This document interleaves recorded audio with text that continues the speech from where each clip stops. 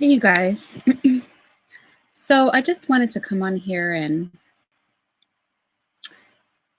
I guess do a part 2 to an unintentional series that I've been doing. It started with my video entitled Nigger Fights. There goes my monetization. And for those of you that watched that video, you know that we went into a historical slave narrative where the slave in question, he was talking about his life on the plantation, and he spoke about why he never tried to achieve freedom. And it was ultimately the comforts of the plantation. He even enjoyed fighting other Black people for the entertainment of the white masters. He enjoyed shucking corn. There were several things about the plantation, he called them the joyments, that he enjoyed that made him not want to escape the plantation. And I was drawing a correlation to our behavior now and what holds us back from revolution being the joyments of our positioning. And so this one, hi Cass, this one is called Slave Against Slave. And we are going to be looking into a much less discussed aspect of slavery and correlating that into behavior that we see prominent in the Black community now, in the hope that we can be introspective about how we may have carried on some behaviors and taught behaviors to our children generationally that are actually rooted in our oppression. And I was inspired to specifically research this because of several things that have happened. But the precipice of it was last night when I was on a panel and I specifically asked the question, why do you have to diminish and drag and demean the Black community and so yourself in order to make a point?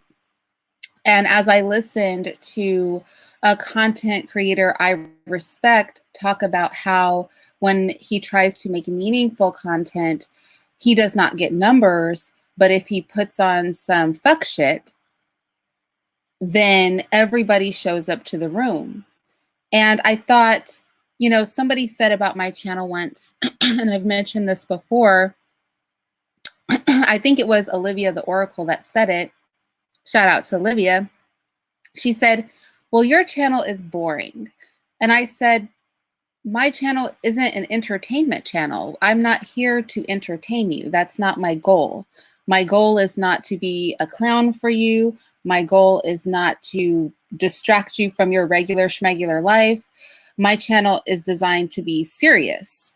And when we talk about serious things and serious issues, that's not always entertaining, but it can be pleasurable from an intellectual standpoint. So with that said, I want to just go into some research that was done. I'm going to be in my description box putting a slew of resources for you guys, historical resources that talk about all the things we're going to cover in this video. And when I mean a slew, I mean an obscene amount. So if you've ever really wanted to dig into the history of our people, the description box of this video, which I will fill out after we go through this, that will be the place for you to be. Okay, that's definitely going to be presenting a lot of documents that you have never ever seen and never ever heard of. But I want to start by taking a look at this book.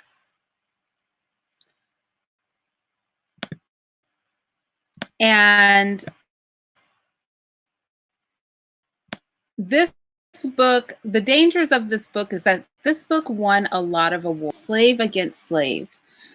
And this book won a lot of, and I want to just go over some of what I spoke of. Now, let me start and say here, I don't like the author.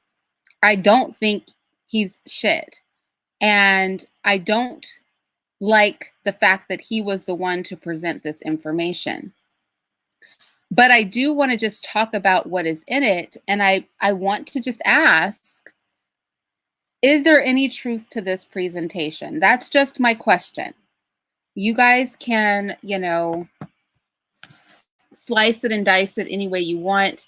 But I just want to get to the question of, is this true to life? Wait, am I sharing my screen with you guys? I don't think I'm actually sharing. Hold on.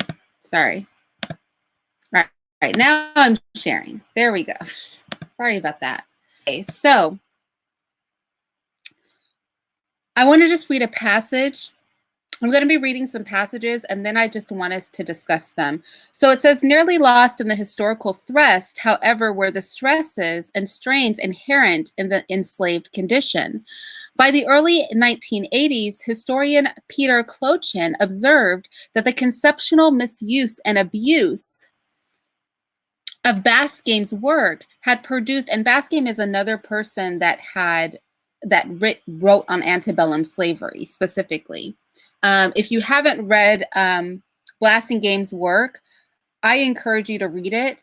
Sometimes it's good to read the different perspectives. So Blasingame was a lot of work that people have written about Black people is about the camaraderie that Black people have amongst each other. And to some degree, that's true. When we see each other, we acknowledge each other. Nobody taught us to do that. It's like built into our DNA to, no matter where we are in the world, if we see another Black person, acknowledge them. Even my son was saying when he was in Japan that it was that way.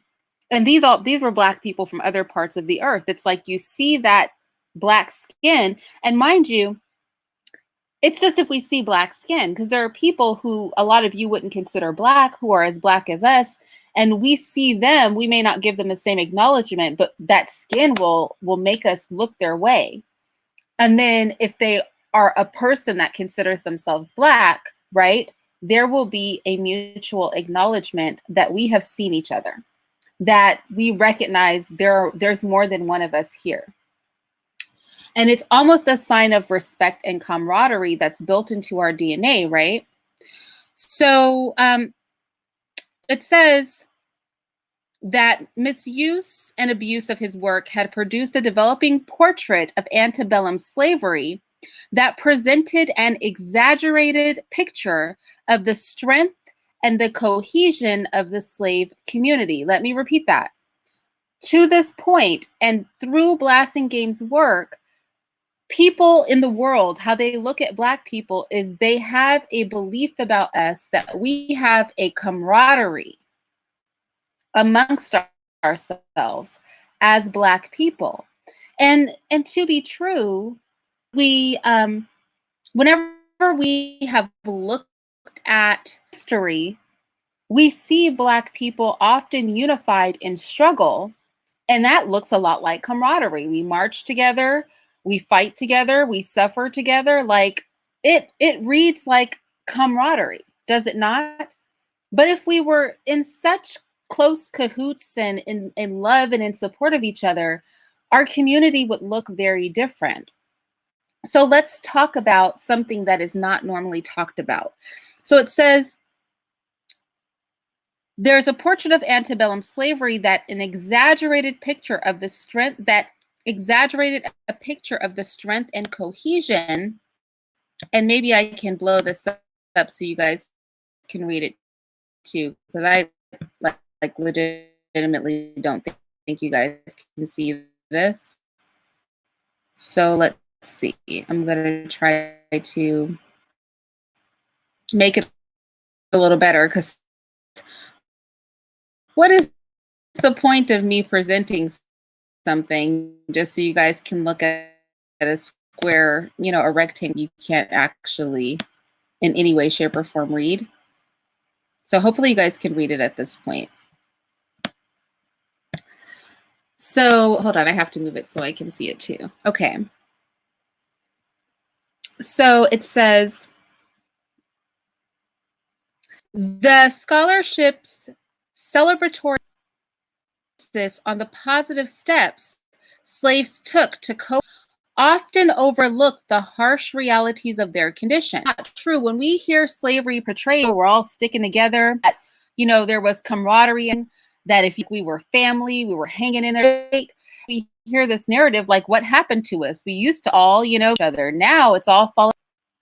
I want to present some information today and challenge you to ask, has it fallen apart? Or have we always had the level of kind of headbutting that we see amplified here on YouTube? So let's just see. It goes on and says, the scholarship's celebratory tone and emphasis on the positive steps slaves took to cope with bondage often overlooked the harsh realities of their condition. Conceptually, the slave community had to convey an artificial sense of solidarity and lack of division in the quarters. Conceptually, the slave community had come to convey an artificial sense of solidarity and lack of division in the quarters. Closhin cautioned students of slavery against the glorification of harmonious, idyllic slave communities virtually devoid of conflict.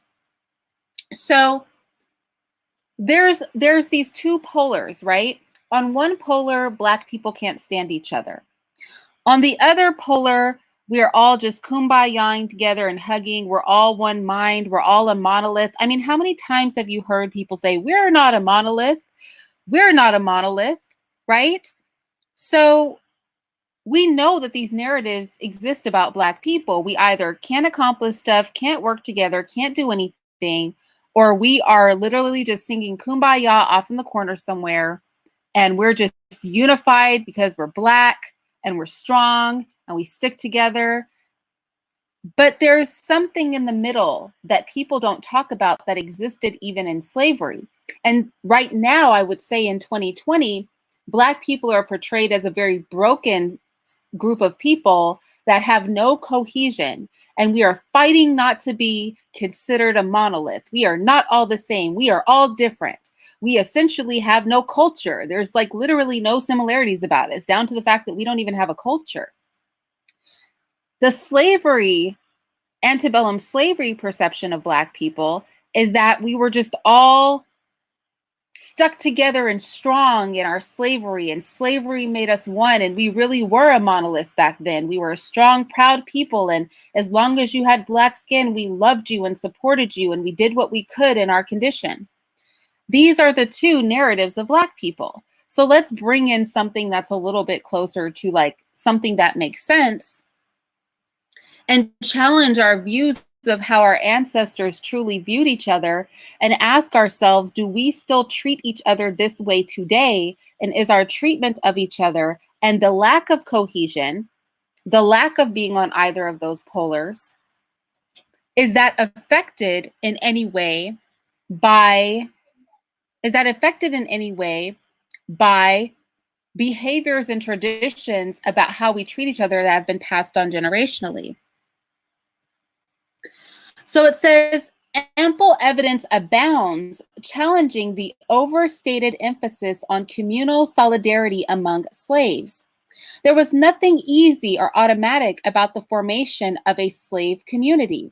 Communities of any sort are not necessarily the products of a creative process, and a number of factors posed obstacles to the construction of a viable slave community. In the colonial era, sex ratios heavily skewed in favor of slave men.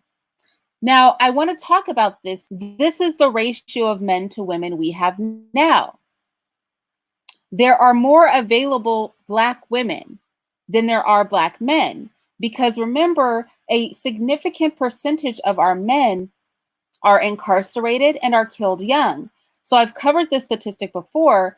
In America, when Black people are born, there are more Black males than there are Black females. But as we reach into the early 20s, we see that Black women outnumber Black men. So we have similar dynamics today as in as we had during slavery. So that's the first thing it points out, that in the colonial era, sex ratios heavily skewed in favor of slave men, and that affected the formation of slave families. Bondspeople, physical alienation from Africa, the disruption of their established kin networks, and the influx of Africans of varying ethnicities and rival tribes prevented any smooth transfer of culture. And a lot of times we think, oh, these Africans were just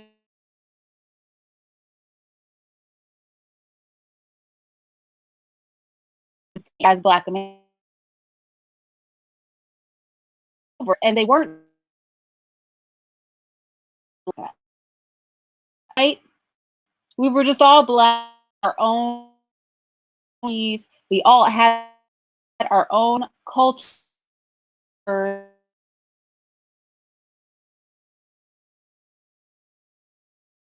special to us in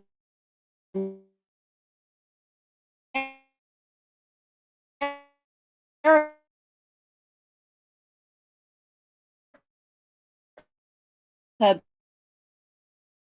because we share a common struggle,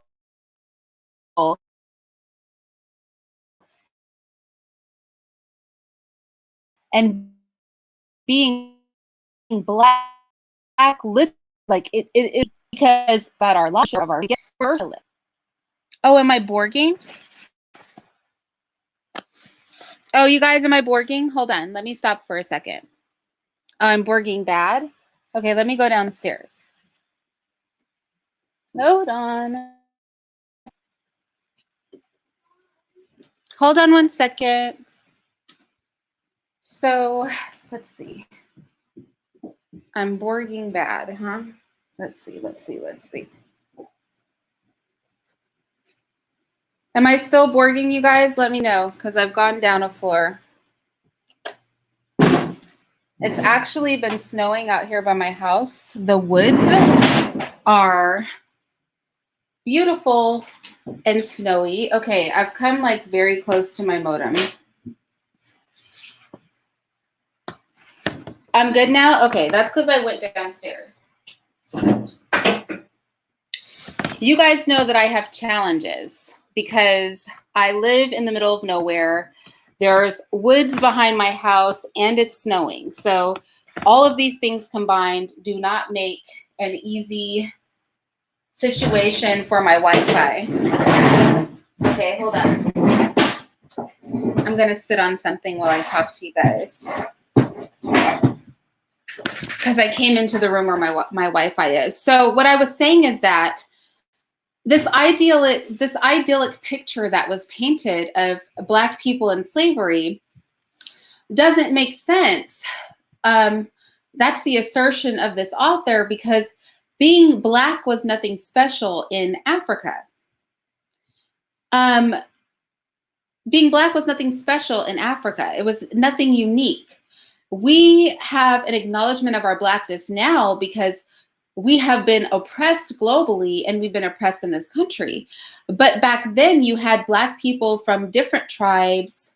Google Wi-Fi mesh. Oh, okay, Mr. Granger, I'll look into it. We had Black people of different tribes, different communities, sometimes rival communities, and they were trying to make them all live as one people simply because they had brown skin. So it was actually difficult to establish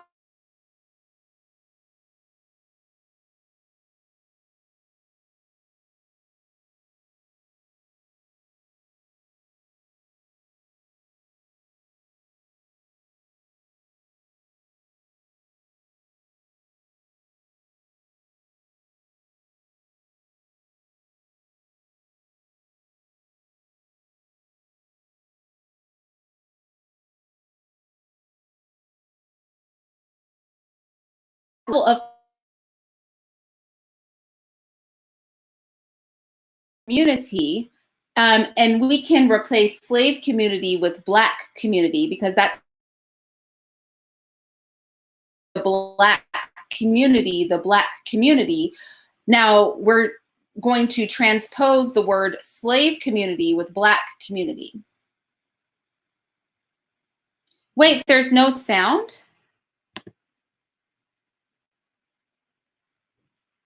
The sound is going in and out now?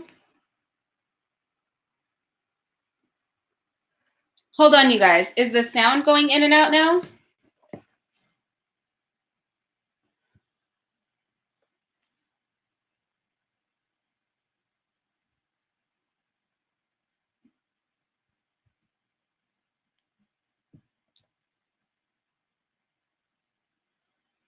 Is it back? Okay. All right. Well, let's hope we don't have technical difficulties. Hopefully I can do this.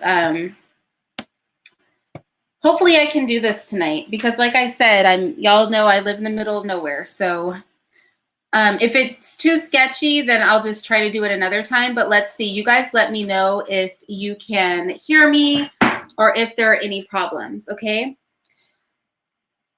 So I want to talk a little bit about the divisions amongst slaves.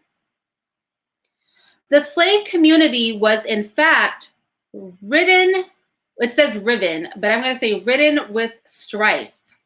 And slaves admitted as much in their narratives and autobiographies. Now, I want you guys to note the things that slaves fought over, okay? They fought over character, like, was this person a good person or a bad person? Do I like them? Do I like what they're doing? They fought over color, the color of people's skin. They fought over their condition, like if you were in the house or the field, if you had, were able to work in town. So the various conditions that they were in. And they fought over the superior importance of their respective masters. So the importance of white people in their lives. Does this sound familiar?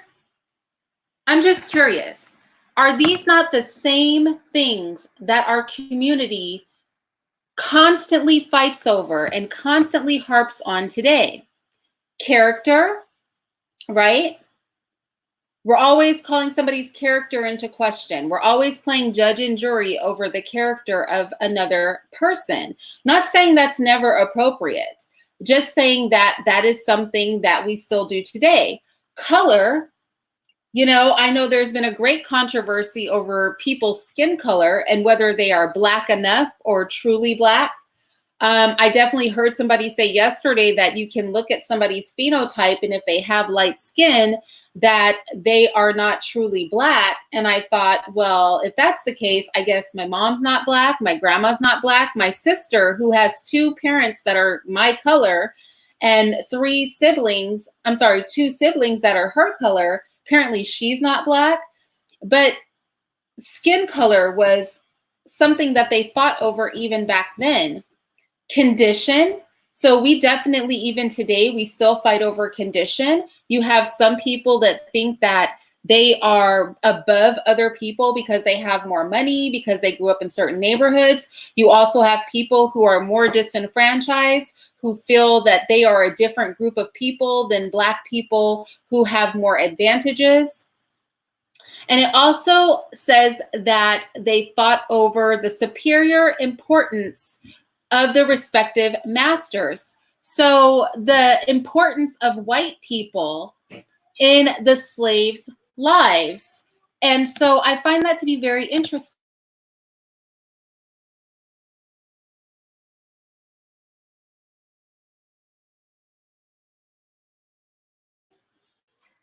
This part of my house is not as quiet as a part of my house as I like to be in. So I wish that it wasn't snowing or that I didn't live in the woods, y'all, because this is like more of a communal part of my house. So you might hear like my family and things about, since I think all of the rooms that it could be very quiet in are not on this floor. And then if I go up a floor or down a floor, I think it's going to affect my my internet. All right, so let's continue. Slaves sought to fill deep emotional longings when they scrounged for scraps of status. Slaves sought to fill deep emotional longings when they scrounged for scraps of status and distinction, however they might. So my question is, do we in 2020, did we in 2019 find ourselves as Black people having arguments over status, basically scraps of status? That's what this author, and I want you to know something. I checked this author's resources and they're solid, but let's be clear, this is a white man talking. And he's basing his data on slave narratives of Black people, all of which I have looked at and I will be putting in the description box. And although I am disgusted that this white man wrote this book and that Harvard University and all of these reputable institutions, that they find this book to be absolutely brilliant, I did see the value in bringing this information to you and asking you, is there any validity to this? Do we fight over scraps of social status? Do we sit there and try to, in a society where overwhelmingly we don't have superior social status, sit there and fight amongst each other over who is better than the next at the bottom of the pool of America?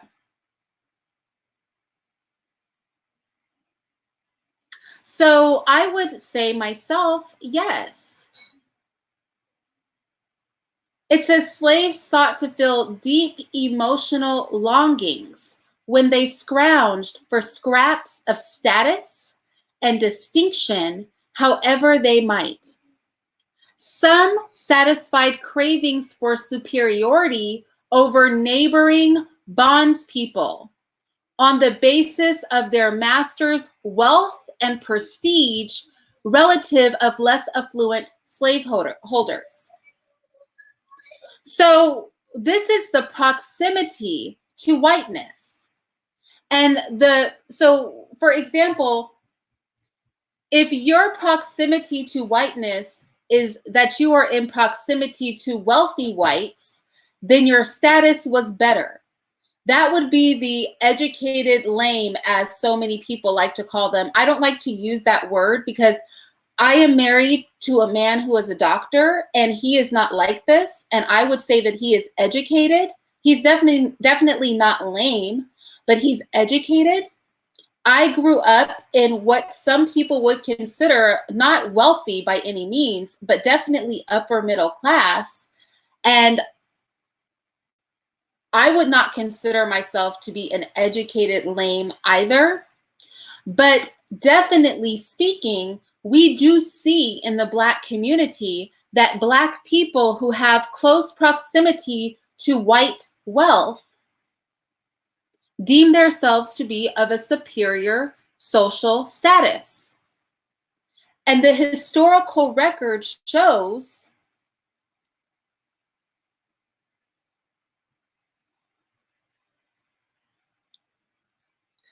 and the historical record shows that our ancestors did the same thing. They based their social status on proximity to white wealth.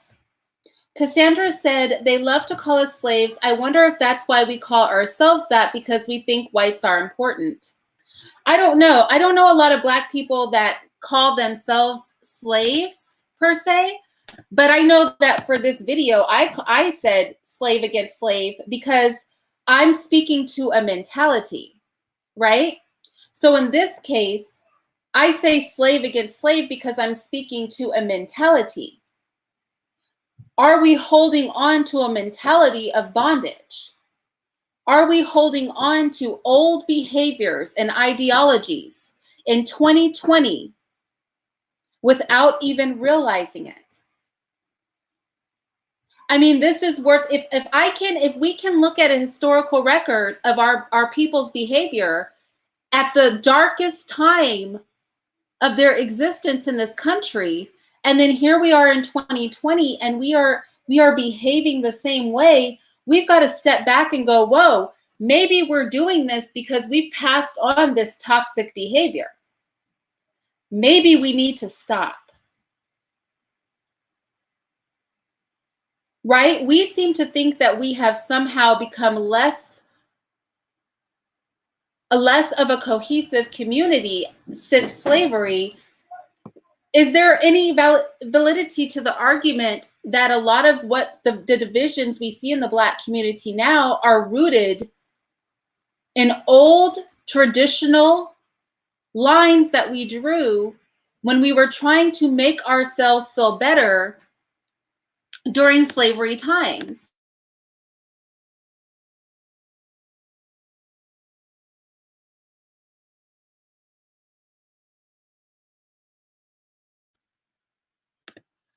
Okay, so let's see.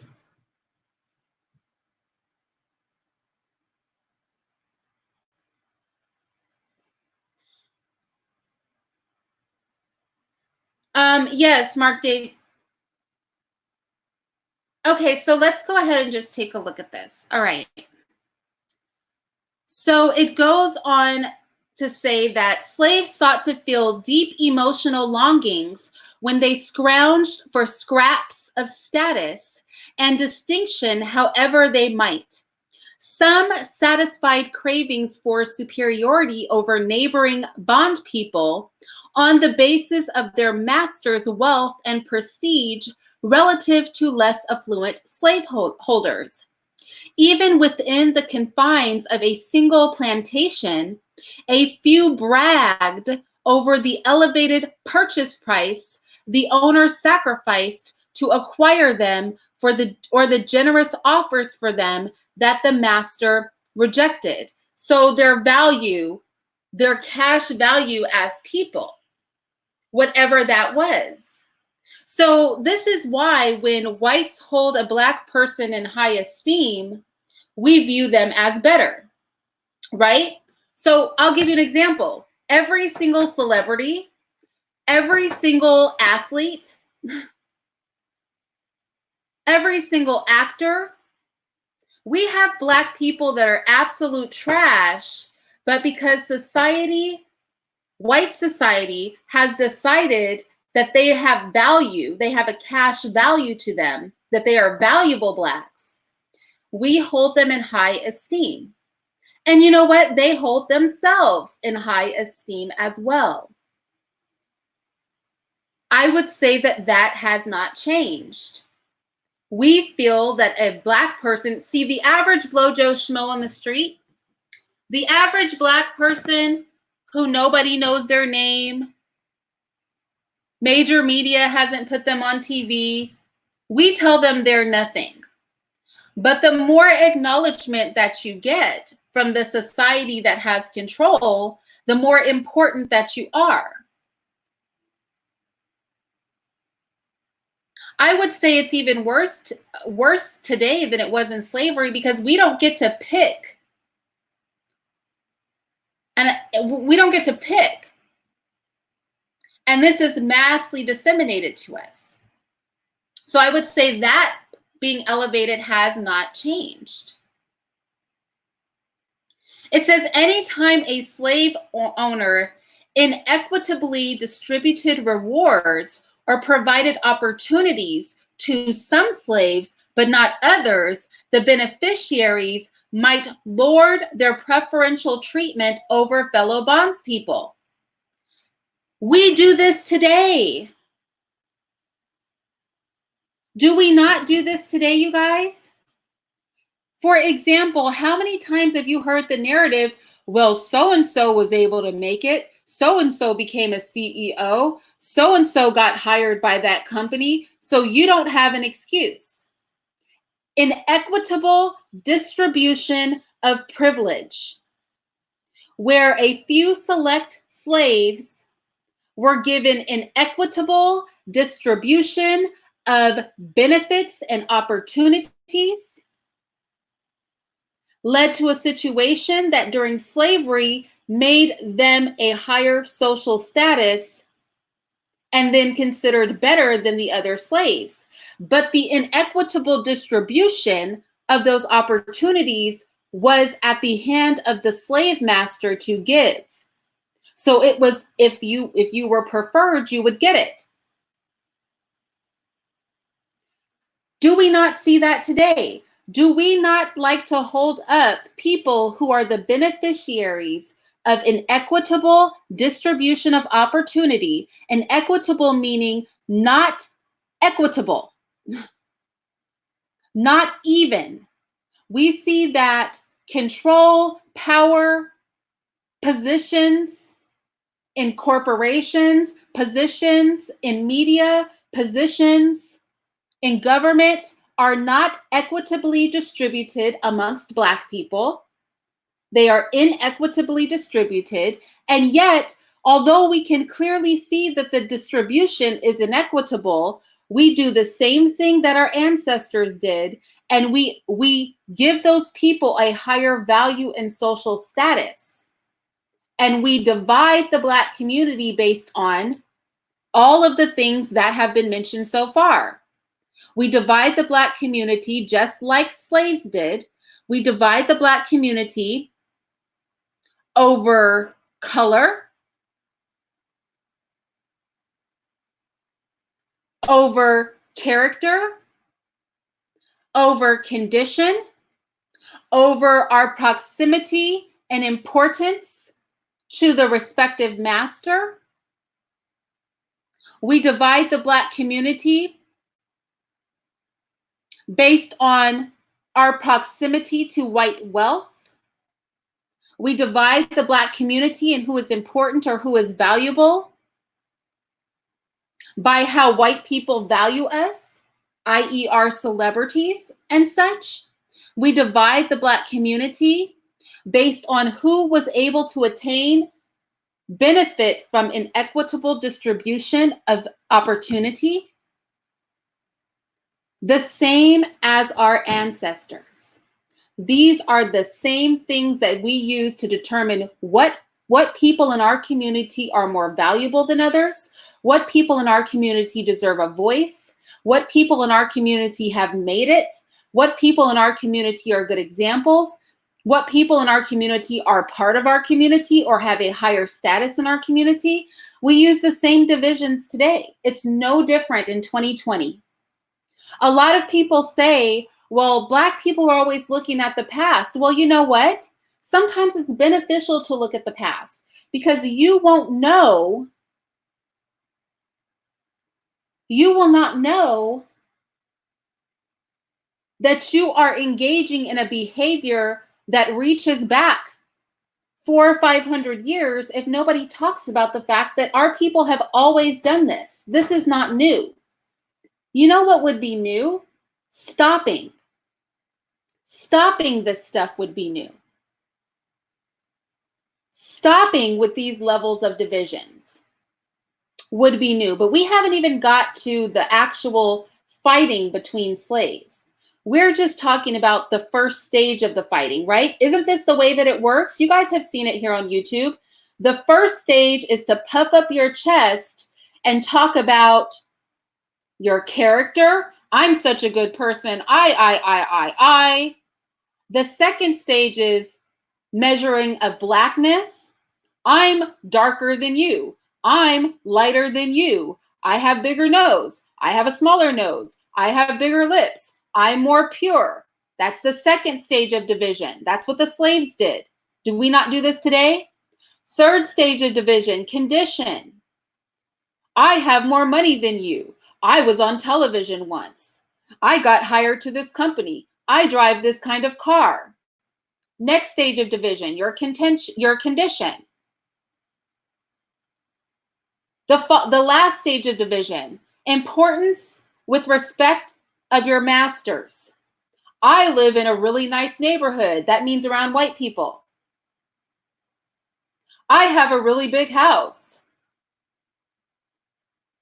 I hang out with this group of people. I got hired to this company. I've been accepted by white society. That is the next stage of division. I've managed to get up under white people. You have no excuse. That is the next stage of division. Character, color, condition, and superior importance with regard to their respective masters. We look at prestige and affluence of each other, and we base that prestige and affluence on the value that we hold to the society at large. If you are poor, you are invaluable. If you get to live in a neighborhood with the white folks, you're valuable.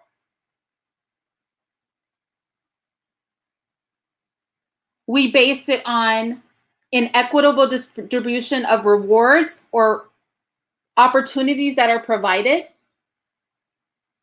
So if you got to be the token Negro at your corporation, there are 300 people at the corporation and a whole 10 Black people.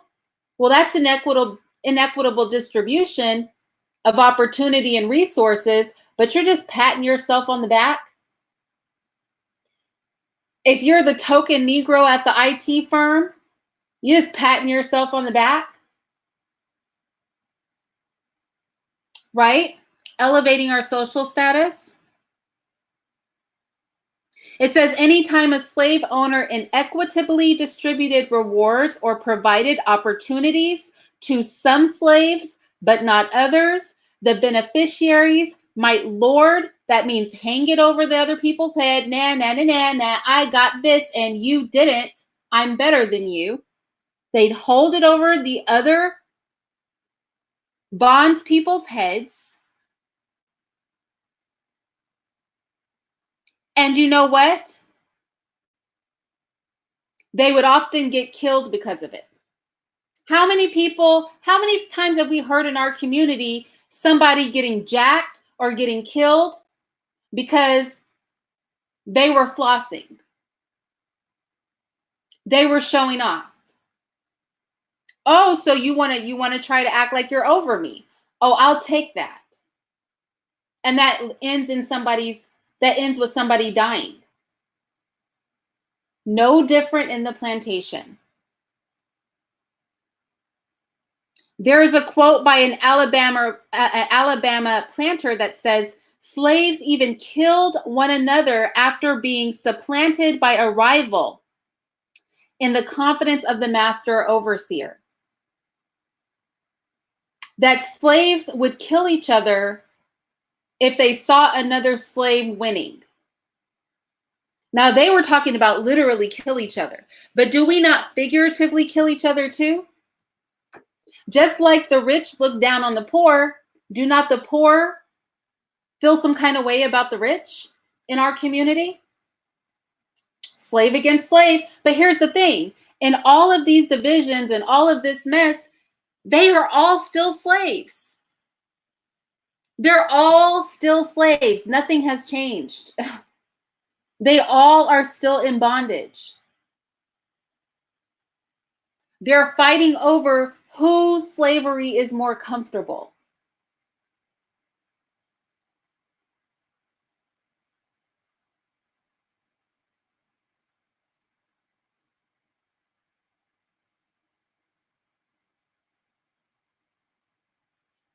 I mean, Patrice and Cassandra, that was me too. I was the token Negro when I worked in real estate in San Francisco. I was the only woman and I was the only Black person. Both. But I never held my position over anybody's head. Like, oh, if I got in here, you could too. Nah, fool, you couldn't get in there too. I was the only one they were going to have.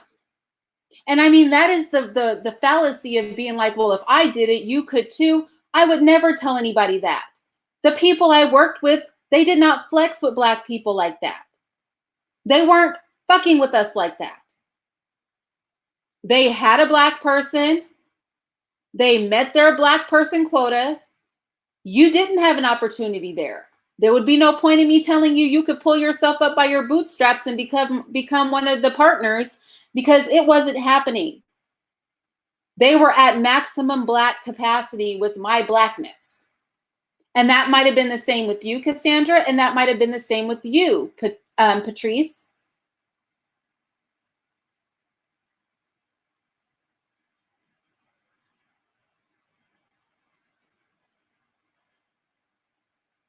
Bureau of Black Reparations, I don't care if he stays.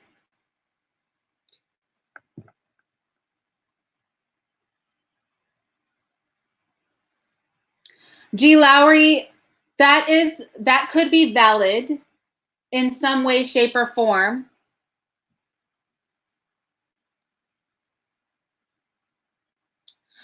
It says, on large holdings of more than 50 slaves, the occupational distinction between house servants and field hands bred resentment and conflict. Domestic servants considered themselves the slave aristocracy and often adopted an attitude of superiority toward their lowly, hardworking counterparts laboring in the fields. Now, let's be clear, you guys, that whilst they considered themselves slave aristocracy because they were house slaves, don't forget, you guys, that we went over another slave narrative. And if for those of you who were present for that, what did that man say about house slaves? He was part of the slave aristocracy. He said the house slave is to be even more pitied, because when you almost look white, when you are light-skinned, when you almost look white, white people sometimes treat you worse because they want you to understand that you might look white, but you're not white. And in response to being treated more badly, he said that the house slave had to bow a little lower because everywhere they turned, there was a white person. They had to try to please all the white people around them. That is the plight of the token Negro. That is the plight of being surrounded by whiteness, is you can never take a real breath.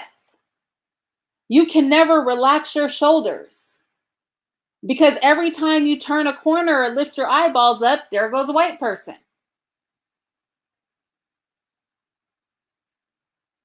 And yet, what we find is that we had a section of people that, despite the fact that, and we've heard this expressed by many people, despite the fact that they are successful, they can never be fully comfortable just surrounded by white people.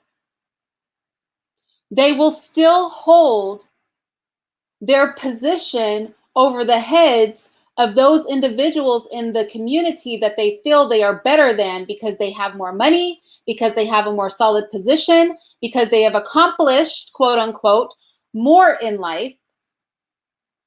Do we not do that in 2020? Are we not doing that today? Is that not our vibe today?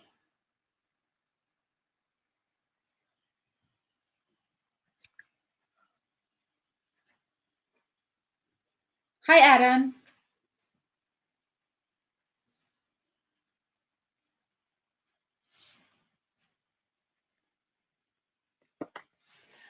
Gabriel, this conversation is not about white people.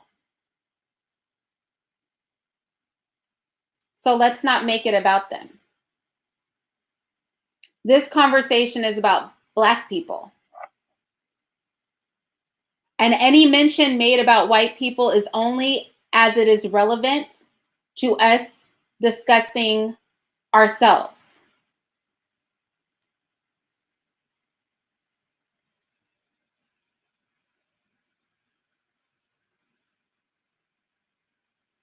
Well, G. Lowry, let's not get distracted. Nothing is ever true 100% of the time.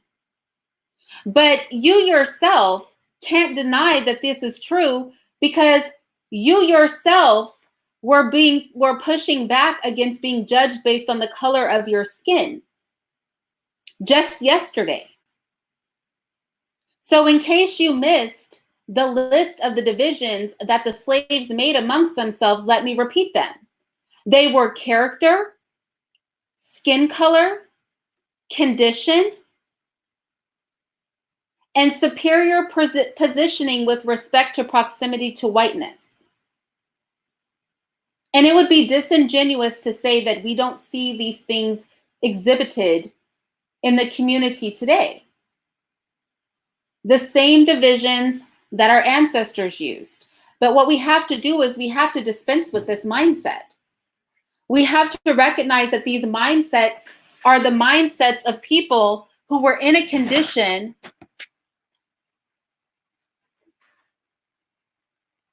and they tried to elevate themselves in their base condition. Similarly to how you had that slave that didn't want to escape into freedom, he said, because of the enjoyments of the plantation. He would rather engage in fighting with other slaves and shucking corn. His words, not mine. You guys remember the slave narrative. I provided it. He would rather do that than be free. Just like we would rather be comfortable in a subservient position than be fully liberated and in control of the socio-political and economic climate of our environment. I speak collectively speaking. We know that within the monolith, right, that is the variations of our Black skin color, there are different mindsets. But collectively, we do have a certain vibe as people that we have to break free of. Hi, Carl's opinion, and thank you.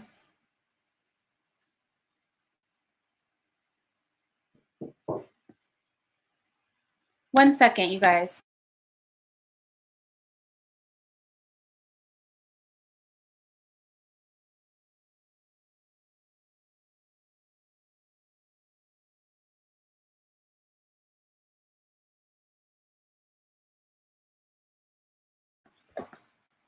Sorry about that. I told you guys, when I'm on this floor, it's a communal floor. I wish I could go to a different floor, but I don't want my things to get choppy.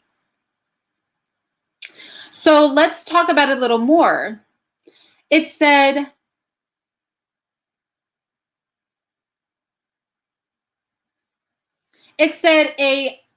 okay, so we are about to read an excerpt that was taken from a slave named Rosa Stark.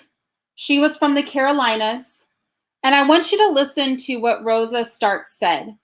Rosa Stark said, "A house nigger man might swoop down and mate with a field hand's good-looking daughter now and then for the pure love of her. But you would never see a house gal lower herself by marrying and mating with a common field nigger." This is the narrative of a slave.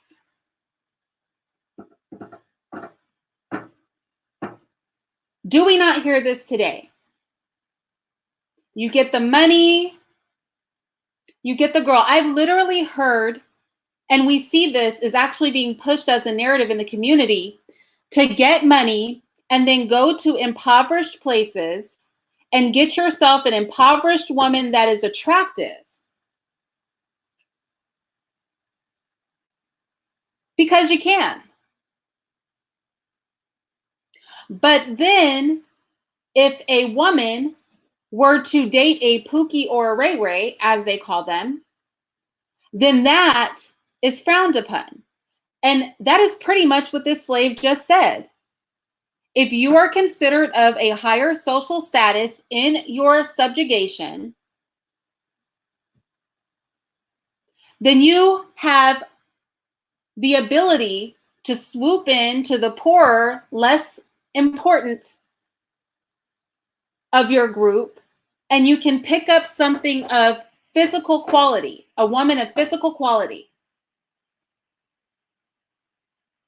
But the woman is never to dip down that way if she is of a higher social status.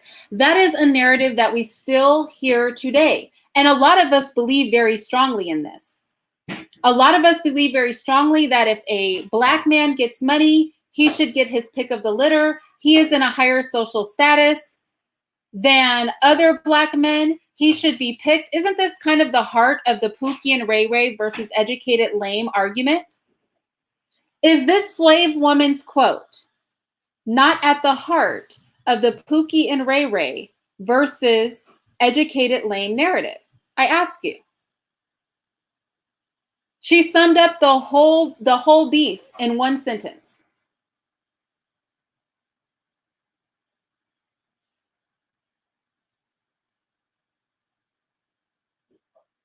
That's the whole beef.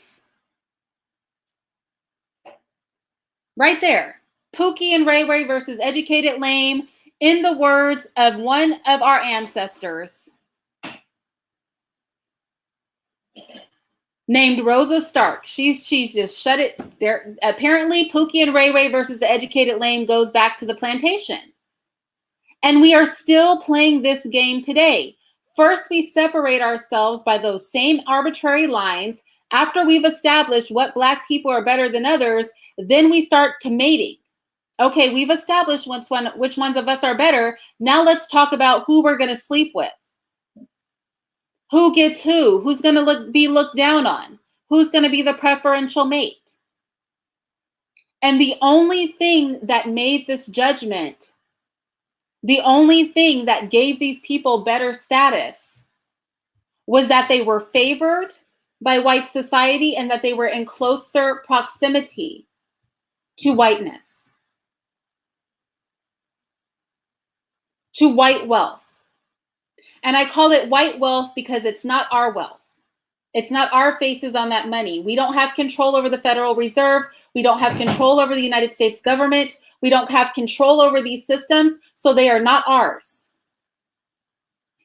But the attainment of these things that are controlled by another group of people are what determine our status within our own community, just like in slavery. And the same arguments over color, over social status, the same arguments over if we receive preferential treatment that was inequitably distributed. The same arguments over Pookie and Ray Ray were going on hundreds of years ago. And here we are in 2020 and we have learned nothing. We have learned nothing about shutting down these divisions. We have learned nothing about shutting down these narratives and doing better as a people so that we are not so divided, so that we are not, what did this man have the audacity to say? He said,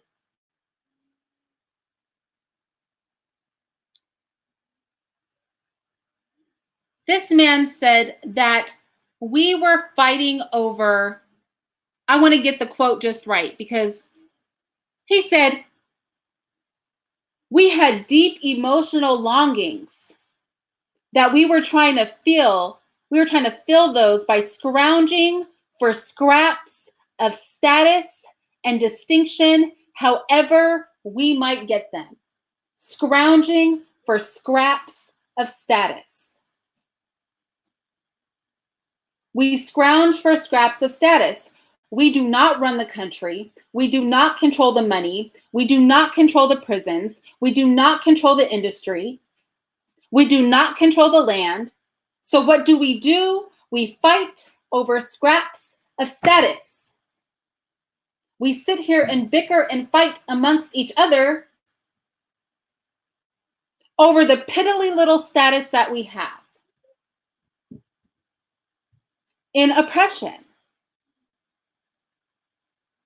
And by oppression, I mean you have no self-agency over anything in your life that is not directly in your face. You don't control the laws that are made, and nobody like you that looks like you has any sort of meaningful input in them either. You don't control anything that makes this society tick. We collectively do not control anything that makes this society tick. So what we do instead of addressing that is we fight for scraps. We fight for scraps of status.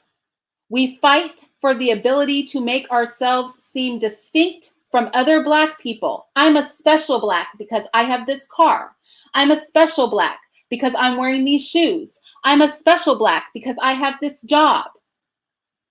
I'm a special Black because my skin is darker or it is lighter. I'm a special Black because I have crossover appeal. Scraps of status and distinction in a society where we don't have control over the things that actually author our existence. The same stuff as back then. The act of a people that are heavily oppressed. The mindset of a people that are heavily oppressed, and rather than address that oppression, rather than address their lack of power in their environment, they fight for scraps of status and distinction amongst themselves.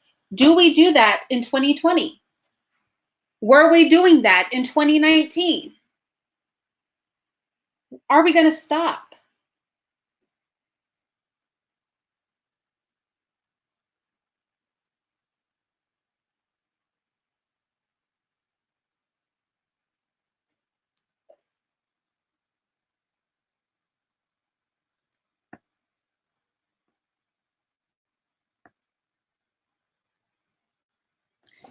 So we have the house slaves, right? Who think they're better because they're living better lives and they have a higher social status. Their scraps are bigger. And on the opposite side, we have the field slaves who believed in reciprocity.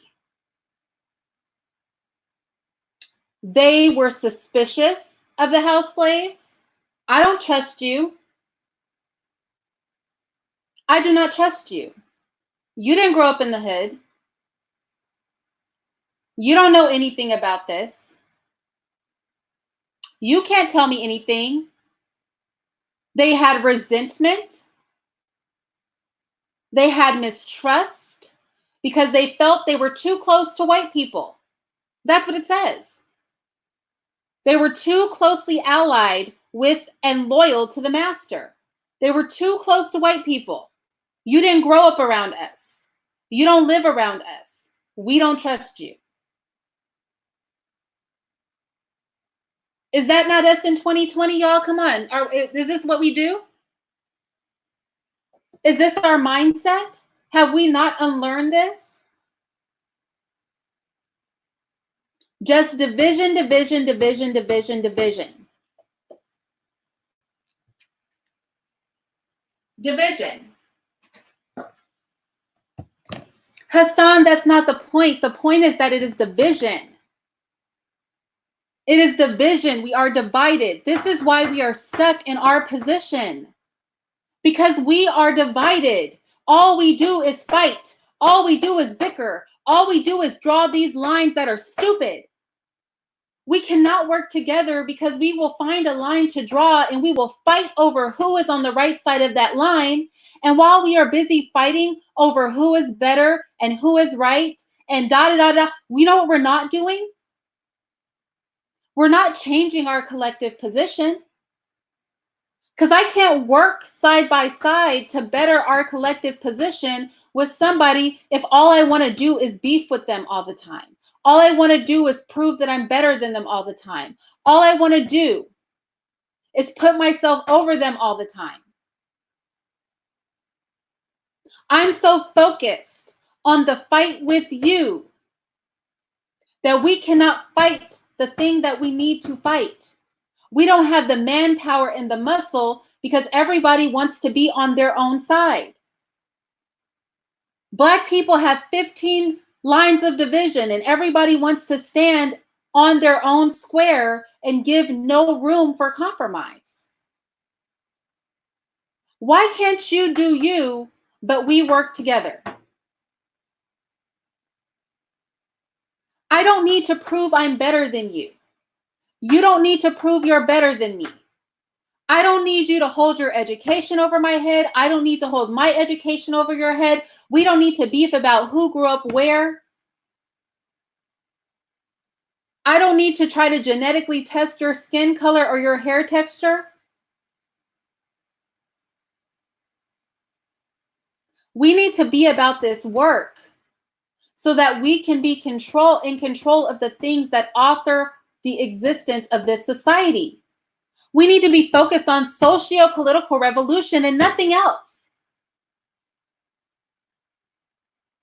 And we look into the mindset of our ancestors to compare it to our mindset today to show that this broken mindset is something that we attained because of our subjugation. But we do not have to think this way anymore. We do not have to function this way anymore. This is not something that we need to do, people. We can stop this.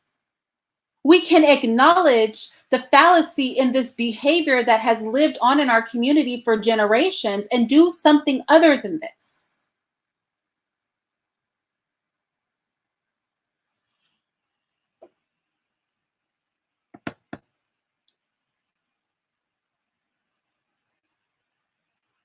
You guys know I'm Christian, and 5 days a week I support the cause of an atheist because his cause is about Black children and I am about Black children. Now, I could choose to beef with him because we don't believe the same thing spiritually, but you know what? None of that has anything to do with us helping these babies.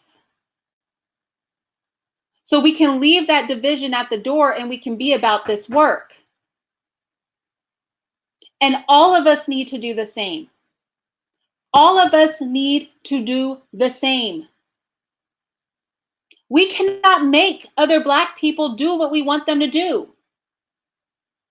This is stupid, y'all. Everybody's not going to conform. And you know what? There's not going to be a standard to conform to because we're all not going to agree on what we should be. If we all agree that everybody needs to be darker than a brown paper bag, there's going to be some people who are going to disagree, or somebody's going to pop out a light-skinned baby one day, and then what? If we all agree that nobody gets to date outside of the race, that is totally fine. But what are we going to do with all the Black people who are mixed? What are we going to do who have mixed kids? What are we going to do with all the Black people who have lineage of whites in their family? What are we going to do with you? You 15 to 25% white person? If we all agree we should all be atheists, what are we going to do with the Black Muslims? What are we going to do with the Black, what do they call themselves? Aboriginals. What are we going to do with the Black Christians? Do you honestly think that we're going to be able to fight and beef our way into unity? You think talking shit about somebody's religion or their skin color? You think talking shit about somebody's grandmother or their cousin? Talking crap about the house they live in? You think that's going to help us get socio-political power? Yeah, let's just all sit here and fight about things that nobody's ever going to agree on. Why don't we do that? You can feel good when you go home that you have slightly more money than the next person. That your skin is slightly darker or lighter than the next person. They're so ignorant. They're Muslim. They're so ignorant. They're Christian. They're so stupid. They're atheist. We could do this. We could do this because we've always been doing it. We have always been doing this. But for 500 years, it hasn't helped us. So maybe we need a new game plan. New plan. New game.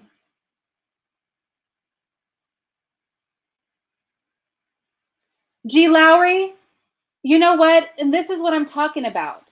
You can't be half white and then come up in here and talk about a fantastical fantasy of Black people being unified. And this is why people look at mixed people and give them the side eye. It's that kind of rhetoric.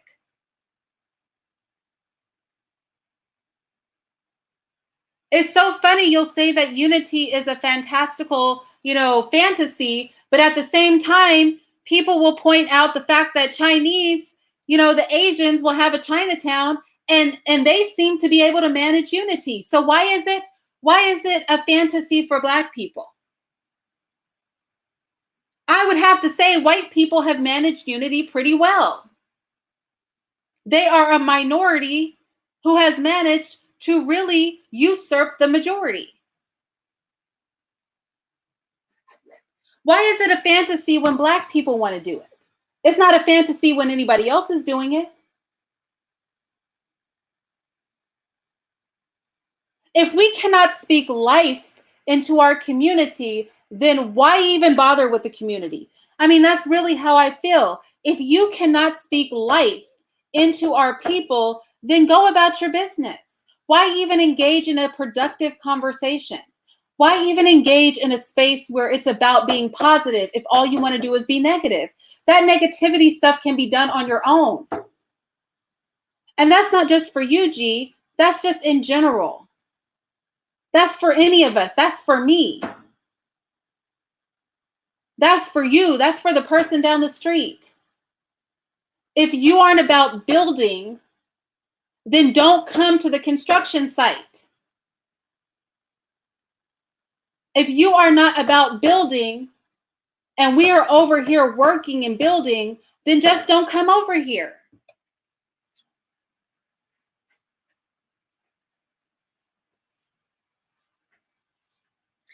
Don, he's free to voice his opinions. You know what it is over here.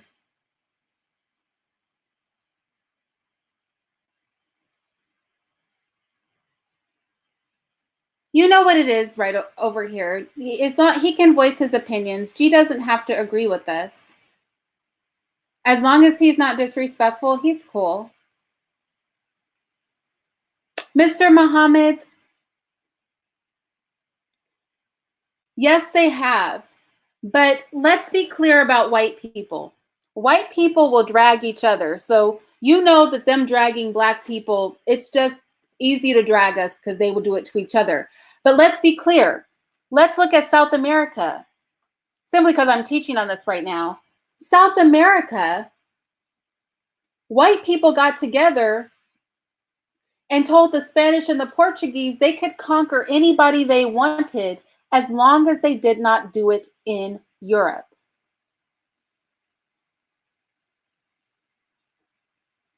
That's sensible. You can go and take anybody's land that you want, just don't do it to any Europeans. That was the Treaty of Tordesillas. That's what white people do. Once they were able to get their butts out of Europe, they started screwing with other people. They went out into the world and oppressed other people. White people only oppress each other as a last resort. Can we only oppress ourselves as a last resort? Can we only do harm to each other as a last resort? Can our first mode not be to go against each other?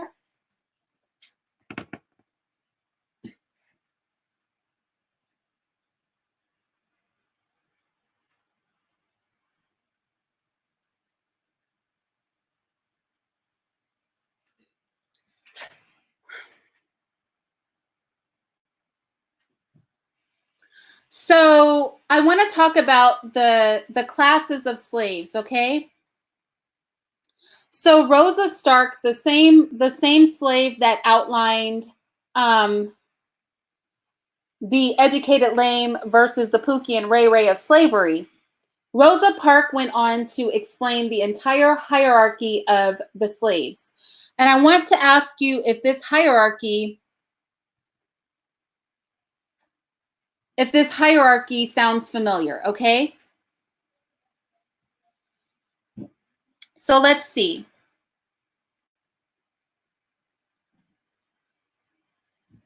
It says Rosa Stark outlined the many classes amongst the slaves. So mind you, We're all one community, because in this book, it's called the slave community.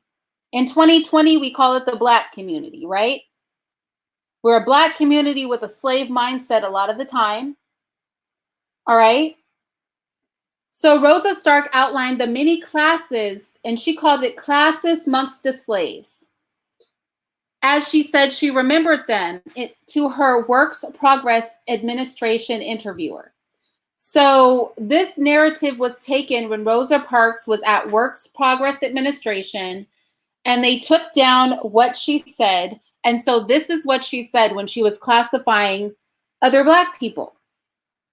She said that the first class were the house servants.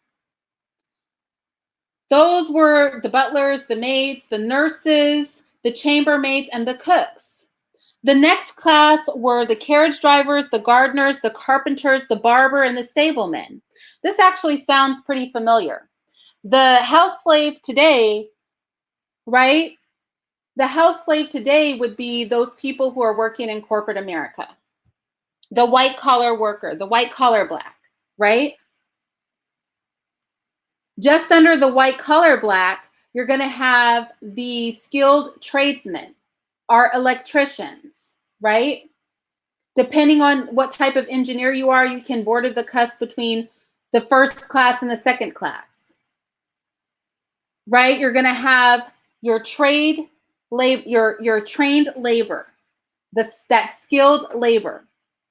So we have our white collar, then we have our skilled labor. And that's pretty much true today too, right? We're talking people, all these people are earning about 3 figures or more. All these people are earning about 3 figures or more. Then come the next class, which are the wheelwright, the wagoners, the blacksmith. So these are technically skilled labor, but these are people who are going to make a little less, right? They're going to make a little less, or they might even still be making 3 figures, but they're going to be things like your plumbers, right? A plumber is not as glamorous as an electrician, right?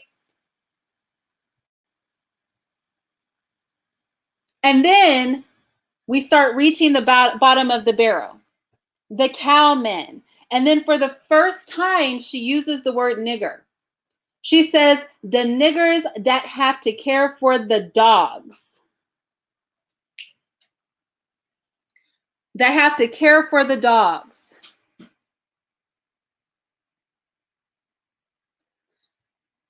And she said, when we talk about all of those people, that they have houses and they don't get beat as much. These people aren't the ones getting drug off to jail. Who can attest for this? Who can attest for this in the community? When you are on the higher echelon of the class, you may have less interactions with the police, right? You're going to have less interactions with the police. You're not going to get in trouble as much. We've definitely heard this before. How many times have you heard, well, I've never had a problem with the police. I've never been profiled. You must have been doing something. If they bothered you, you clearly look suspicious. Have we heard people say that?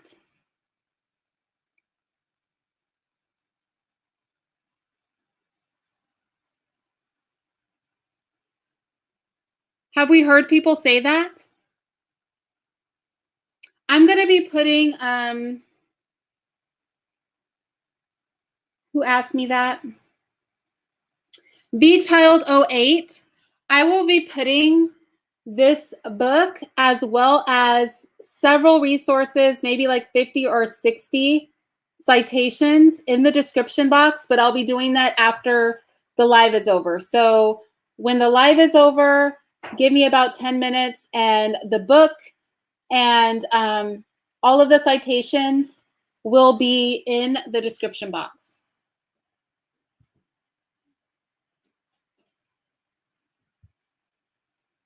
But it's called Slave Against Slave. If the book is the title of this live, it's called Slave Against Slave.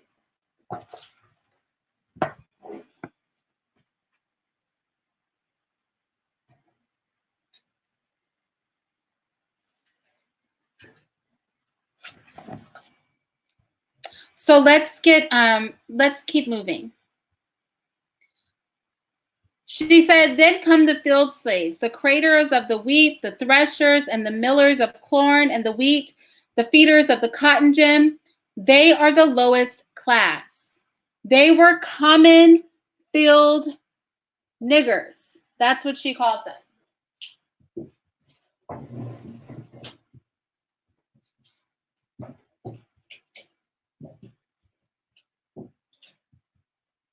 That's what she called them.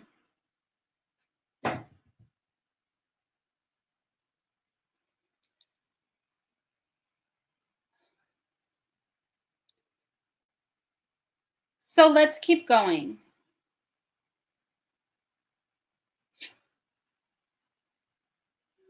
Or actually, I think I'll pick this up another day. So I wanted to start this conversation first with our divisions, right?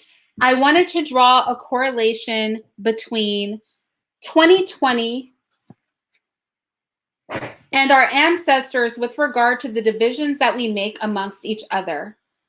And from this, we'll go on to the actual slave fights and the things that the slaves were at odds against within the plantation.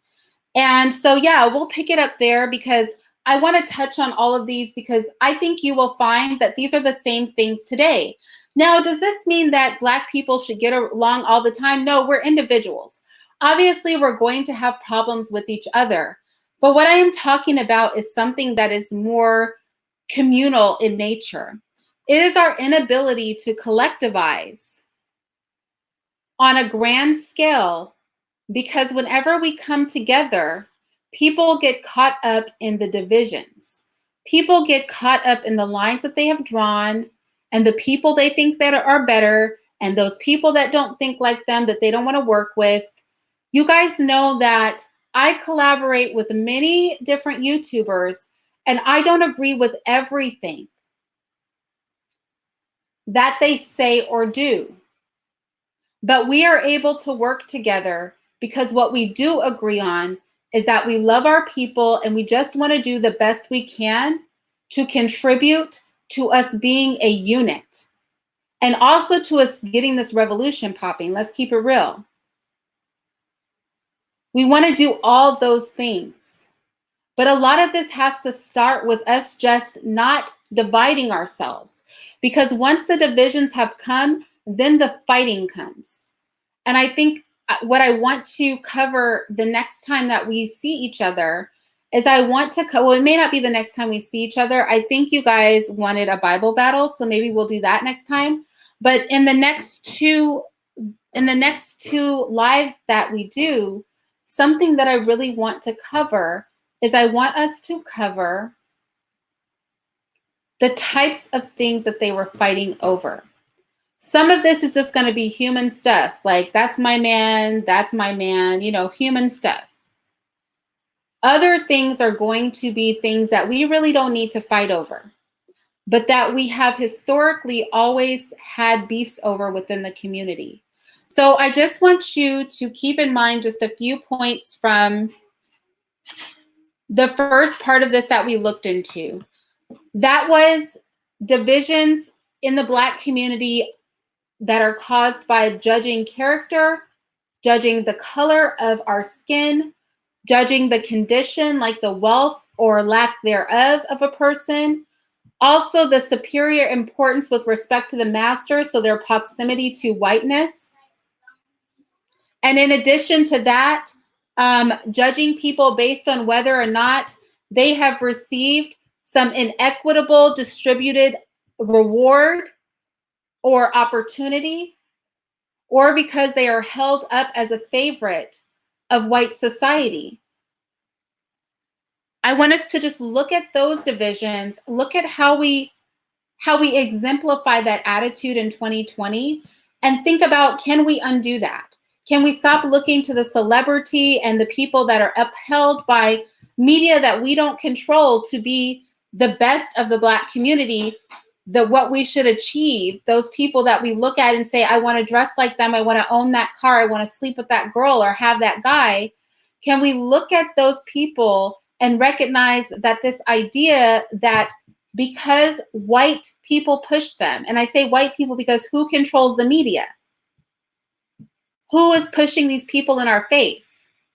Who is funding their music? Who is funding their movies? These athletes, these people. Let us not look at the inequitable distribution of benefits or opportunities to these people and place them on a pedestal higher in the Black community, because that is how we are often manipulated and infiltrated. Let us not divide ourselves over color. Let us not do the Pookie and Ray Ray thing that our ancestor was talking about.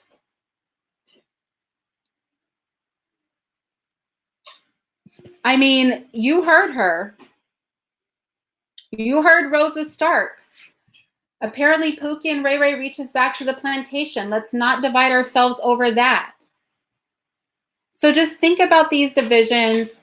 The book, in case you guys want to read it so that you guys can participate like more actively in the next discussion, is going to... okay, Bureau of Black Reparations. Hold on. Let me deal with you.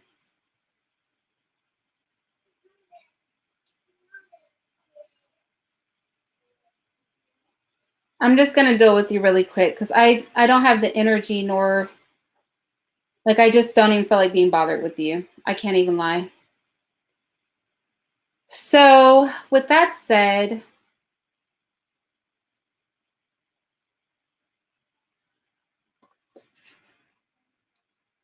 and the same thing here, like, y'all, my channel's not for you guys. Bureau of Black Reparations and Bout It, my channel is not for you. This is not the fuckery channel. That's not my channel.